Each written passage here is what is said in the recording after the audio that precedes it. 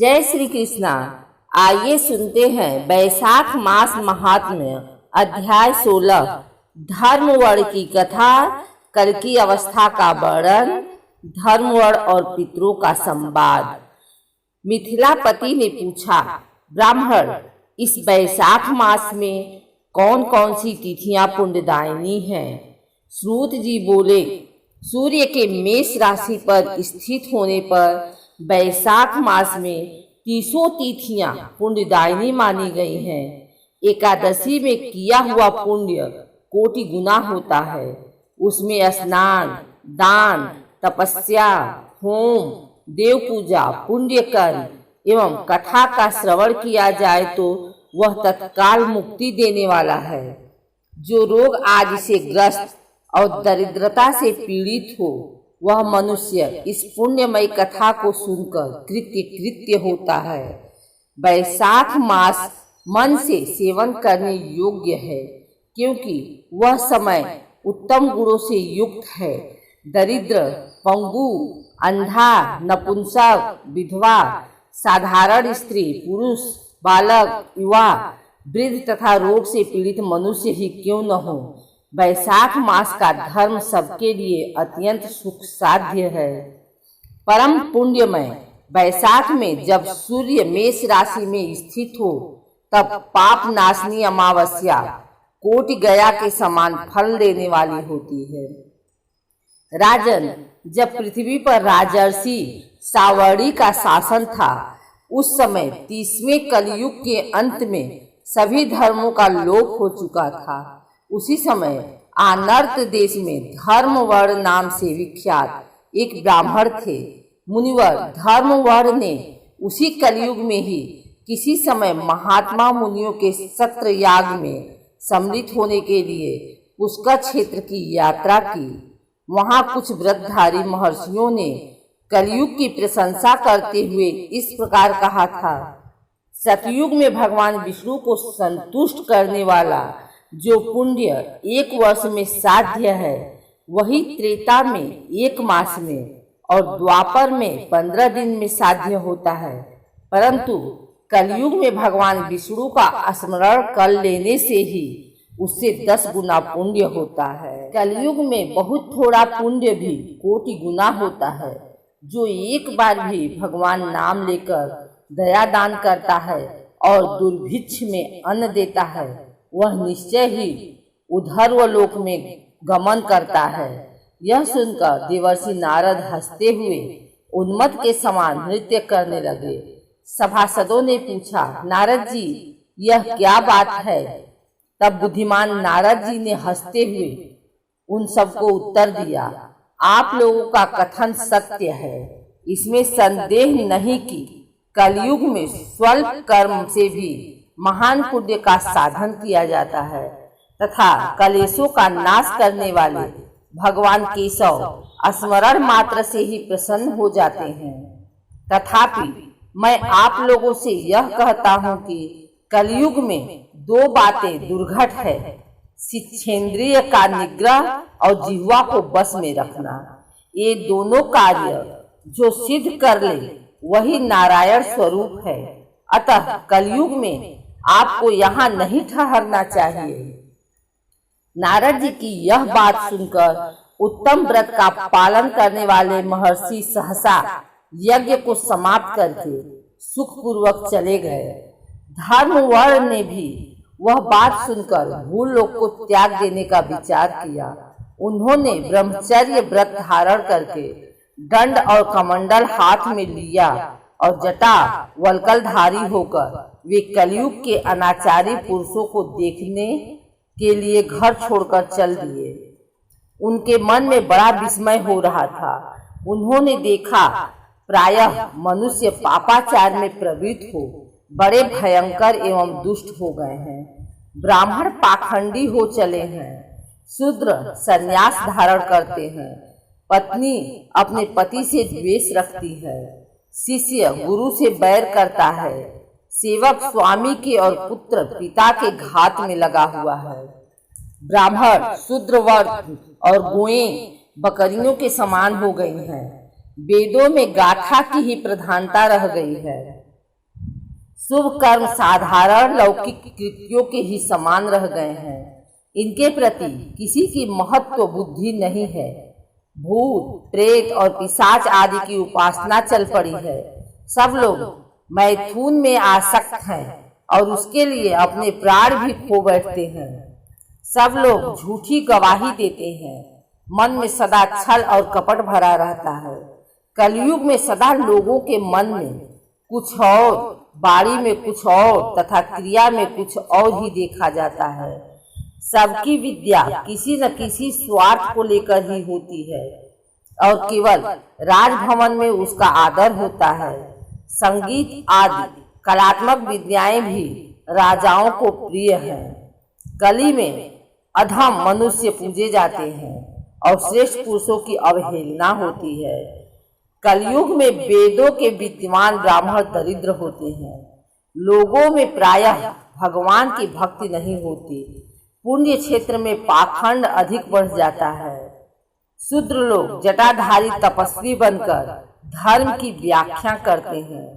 सभी मनुष्य अल्पायु, दयाहीन और सठ होते हैं। कलयुग में प्रायः सभी धर्म के व्याख्याता बन जाते हैं और दूसरों से कुछ लेने में ही उत्सव मानते हैं।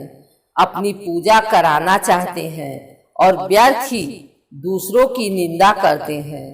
अपने घर आने पर सभी अपने स्वामी के दोषों की चर्चा में तत्पर रहते हैं। कलयुग में लोग साधुओं को नहीं जानते, पापियों को ही बहुत आदर देते हैं। दुराग्रही लोग इतने दुराग्रही होते हैं कि साधु पुरुषों के एक दोष का भी ढिढोरा पीटते हैं और पापात्माओं के दोष समूह को भी गुण बतलाते हैं। कलयुग में गुणहीन मनुष्य दूसरों के गुण न देखकर उनके दोष ही ग्रहण करते हैं। जैसे पानी में रहने वाली जोक प्राणियों के रक्त पीती है, जल नहीं पीती, उसी प्रकार जोक के धर्म से संयुक्त हो मनुष्य दूसरों का रक्त चूसते हैं। औषधियां शक्तिहीन होती हैं। ऋतुओं में उलट फेर हो जाता है। सब राष्ट्रों में अकाल पड़ता है। कन्या योग्य समय में संतानोत्पत्ति नहीं करती। लोग नट और नर्तकों की विद्याओं से विशेष प्रेम करते हैं। जो वेदांत की विद्याओं में तत्पर और अधिक गुणवान हैं, उन्हें अज्ञानी मनुष्य सेवक की दृष्टि से देखते हैं। वे सब के सब भ्रष्ट होते हैं। कलयुग में प्रायः लोग श्राद्ध कर्म का त्याग करते हैं, वैदिक कर्मों को छोड़ बैठते हैं। प्रायः जिह्वा पर भगवान विष्णु के नाम कभी नहीं आते। लोग श्रृंगार रस में आनंद का अनुभव करते हैं और उसी के गीत गाते हैं। कलयुग के मनुष्यों में न कभी भगवान विष्णु की सेवा देखी जाती है, न शास्त्रीय चर्चा होती है, न कहीं यज्ञ की दीक्षा है, न विचार का लेस है, न तीर्थ यात्रा है और न ही दान धर्म ही होते देखे जाते हैं। यह कितने आश्चर्य की बात है। उन सबको देखकर धर्मवर को बड़ा भय लगा। पाप से कुल की हानि होती देख अत्यंत आश्चर्य से चकित हो वे दूसरे द्वीप में चले गए। सब द्वीपों और लोकों में विचरते हुए बुद्धिमान धर्मवर किसी समय कौतूहल बस पितृलोक में गए। वहां उन्होंने कर्म से कष्ट पाते हुए पितरों को बड़ी भयंकर दशा में देखा। वे दौड़ते, रोते और गिरते पड़ते थे। उन्होंने अपने पितरों को भी नीचे अंधकूप में पड़े हुए देखा। उनको देखकर आश्चर्यचकित हो दयालु धर्मवर ने पूछा, आप लोग कौन हैं? किस दुष्कर्म के प्रभाव से इस अंधकूप में पड़े हैं?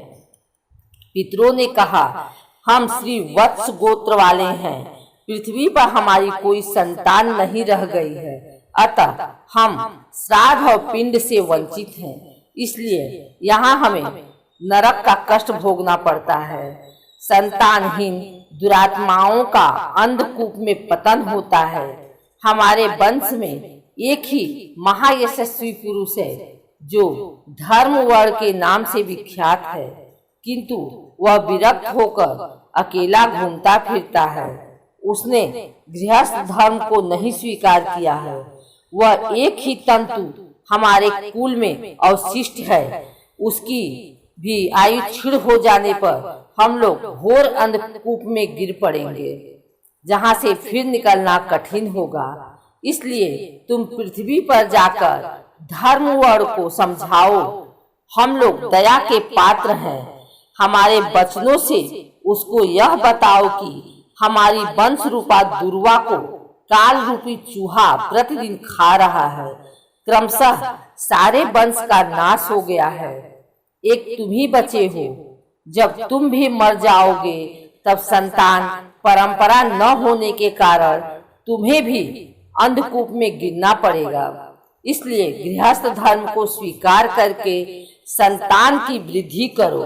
इससे हमारी और तुम्हारी दोनों की ऊर्ध्व गति होगी। यदि एक भी पुत्र बैसाख, माघ अथवा कार्तिक मास में हमारे उद्देश्य से स्नान, श्राद्ध और दान करेगा तो उससे हम लोगों की ऊर्ध्व गति होगी और नरक से उद्धार हो जाएगा। यदि एक पुत्र भी भगवान विष्णु का भक्त हो जाए, एक भी एकादशी का व्रत रखने लगे, अथवा यदि एक भी पाप नाशक कथा श्रवण करे तो उसकी 100 भावी पीढ़ियों का उद्धार होता है।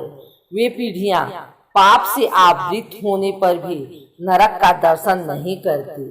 दया और धर्म से रहित उन बहुत से पुत्रों के जन्म से क्या लाभ, जो कुल में उत्पन्न होकर सर्वव्यापी भगवान नारायण की पूजा नहीं करते।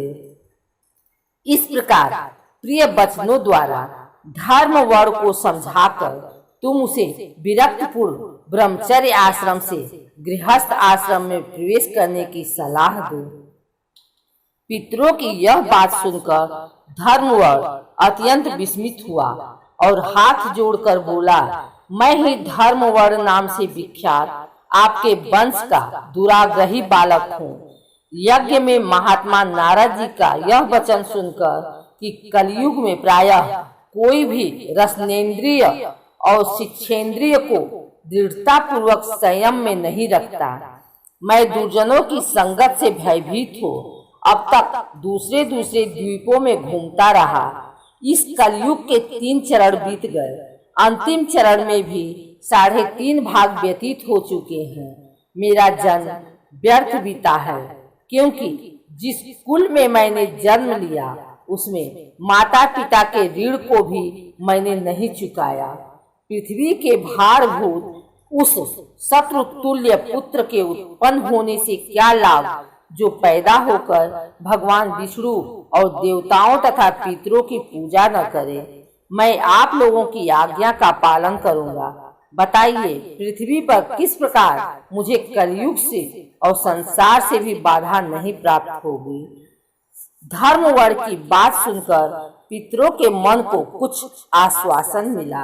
वे बोले, बेटा, तुम गृहस्थ आश्रम स्वीकार करके संतानोत्पत्ति के द्वारा हमारा उद्धार करो। जो भगवान विष्णु की कथा में अनुरक्त होते, निरंतर श्री हरि का स्मरण करते और सदाचार के पालन में तत्पर रहते हैं, उन्हें कलयुग बाधा नहीं पहुंचाता। मानव जिसके घर में शालिग्राम शिला अथवा महाभारत की पुस्तक हो, उसे भी कलयुग बाधा नहीं दे सकता। जो बैसाख मास के धर्मों का पालन करता, माघ स्नान में तत्पर होता और कार्तिक में दीप देता है, उसे भी कलयुग की बाधा नहीं प्राप्त होती। जो प्रतिदिन महात्मा भगवान विष्णु की पाप नाशक एवं मोक्षदायिनी दिव्य कथा सुनता है, जिसके घर में बलि वैश्यदेव होता है, शुभकारी तुलसी स्थित होती है तथा जिसके आंगन में उत्तम गौ रहती है, उसे भी कलयुग बाधा नहीं देता। अतः इस पापात्मक युग में भी तुम्हें कोई भय नहीं है। बेटा, शीघ्र पृथ्वी पर जाओ। इस समय बैसाख मास चल रहा है। यह सबका उपकार करने वाला मास है। सूर्य के मेष राशि में स्थित होने पर 30 तिथियां पुण्यदायिनी मानी जाती हैं। एक एक तिथि में किया हुआ पुण्य कोटि कोटि गुना अधिक होता है। उनमें भी जो बैसाख की अमावस्या तिथि है वह मनुष्यों को मोक्ष देने वाली है। देवताओं और पितरों को वह बहुत प्रिय है। शीघ्र ही मोक्ष की प्राप्ति कराने वाली है। जो उस दिन पितरों के उद्देश्य से श्राद्ध करते और जल से भरा हुआ घड़ा पिंड देते हैं, उन्हें अक्षय फल की प्राप्ति होती है। अतः महामते, तुम शीघ्र जाओ और जब अमावस्या हो तो कुंभ सहित श्राद्ध एवं पिंड दान करो। सबका उपकार करने के लिए गृहस्थ धर्म का आश्रय लो। धर्म, अर्थ और काम से संतुष्ट हो। उत्तम संतान पाकर फिर मुनि वृत्ति से रहते हुए सुखपूर्वक द्वीप दीपांतरों में विचरण करो। पितरों के इस प्रकार आदेश देने पर धर्मवर मुनि शीघ्रता पूर्वक भूलोक में गए। वहां मेष राशि में सूर्य के स्थित रहते हुए बैसाख मास में प्रातः काल स्नान करके देवताओं, ऋषियों तथा पितरों का तर्पण किया। फिर कुंभ दान सहित पाप विनाशक श्राद्ध करके उसके द्वारा पितरों को पुनरावृत्ति रहित मुक्ति प्रदान की। तत्पश्चात उन्होंने स्वयं विवाह करके उत्तम संतान को जन्म दिया और लोक में उस पाप नाशनी अमावस्या तिथि को प्रसिद्ध किया।